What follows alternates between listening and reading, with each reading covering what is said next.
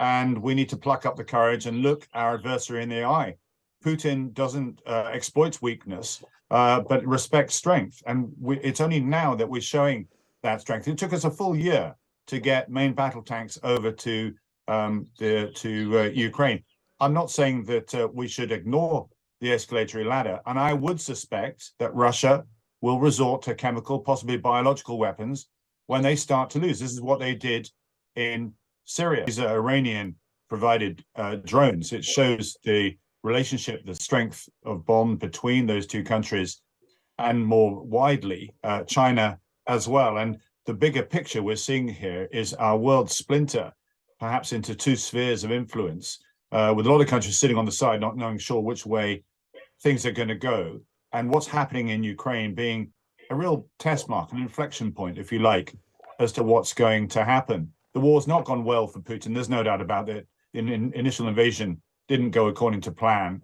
He's now embedded himself in behind huge defenses.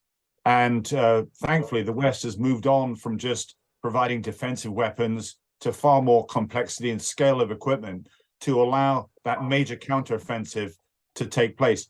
I should stress, I was there a couple of weeks ago, that we shouldn't just anticipate that the Ukrainians are going to be able to punch through the Russian lines. Now they're going to be receiving their F-16s and their tanks and so forth, and then it'll all go back to normal. They may require 2 or 3 or indeed 4 waves, just like the Second World War. You know, the D-Day landings didn't see the end of the war. There was the Operation Market Garden, crossing the Rhine, eventually going into Berlin.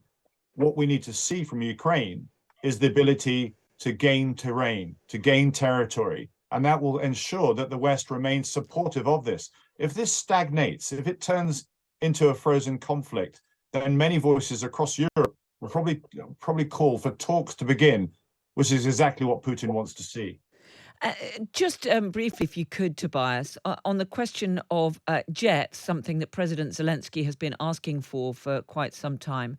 We have had Rishi Sunak talking about trying to form this international coalition so that the F-16s can be provided to the Ukrainian Air Force, and the United States now giving the go-ahead for that to happen. Clearly, that's not going to happen swiftly. It's not going to be part of any renewed offensive. But how significant do you think that is?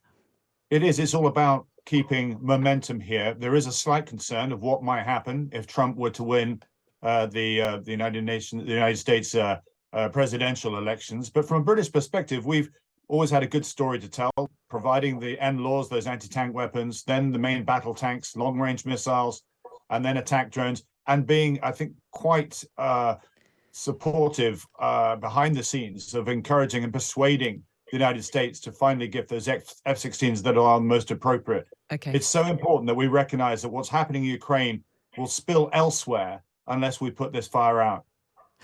And Rosa, we've seen Rishi Sunak really at the forefront of trying to get this international agreement to provide the jets, even though the UK doesn't have the right type itself.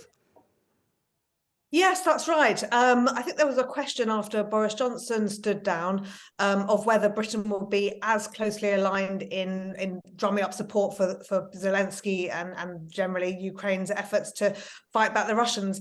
And in the recent weeks, Rishi Sunak has done just that. He's had talks on the edges of the G7.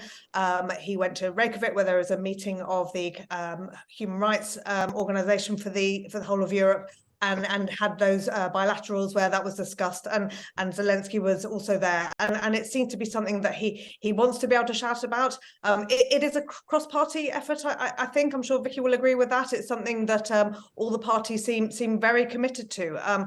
I thought the interview that the Russian ambassador did this morning was very chilling.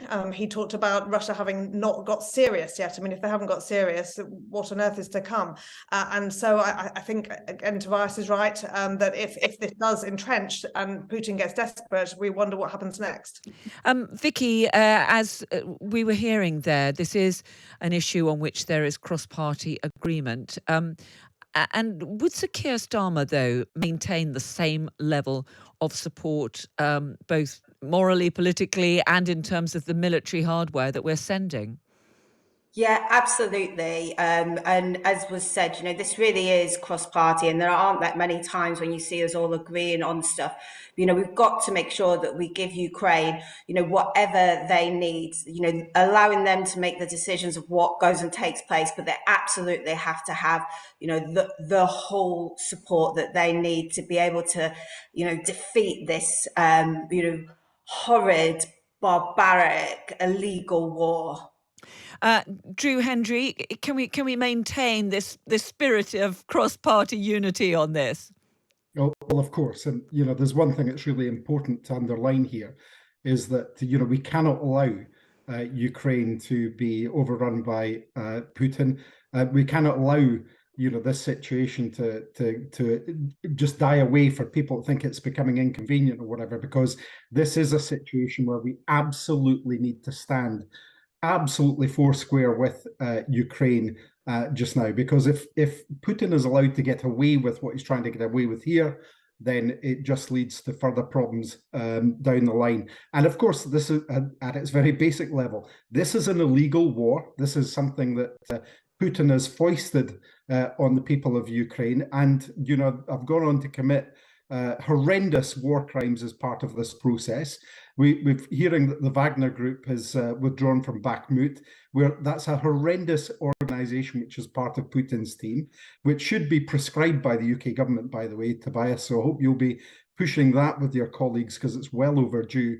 But we cannot allow Ukraine to be left to Putin's devices. And on the the words from Russian generals and so forth, I don't think we can believe a single word that comes out of one of Putin's mouthpieces. They are only there to try and intimidate and to try and to deflect and put doubt in the minds of those people who should be committed to supporting the people of Ukraine all the way through this illegal invasion.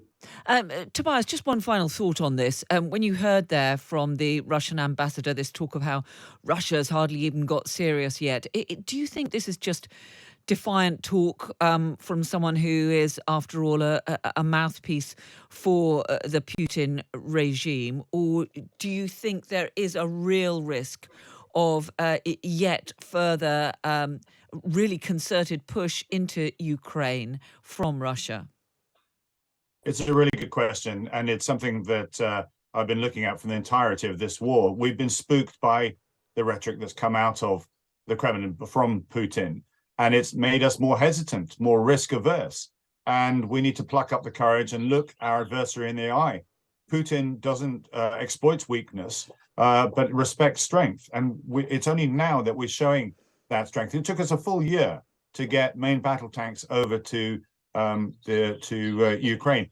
I'm not saying that we should ignore the escalatory ladder, and I would suspect that Russia will resort to chemical, possibly biological weapons when they start to lose. This is what they did in Syria. But ultimately, the bigger picture is we need to support a democracy that is calling out for help. And NATO, I'm afraid, for too long sat on its hands formally. It's bolstered itself, it's gained more confidence, it's expanded its membership. But ultimately, it's taken a coalition of the willing, which you touched on at the very beginning, a smaller grouping of NATO, if you like, to actually step up to the plate and to help Ukraine in their hour of need.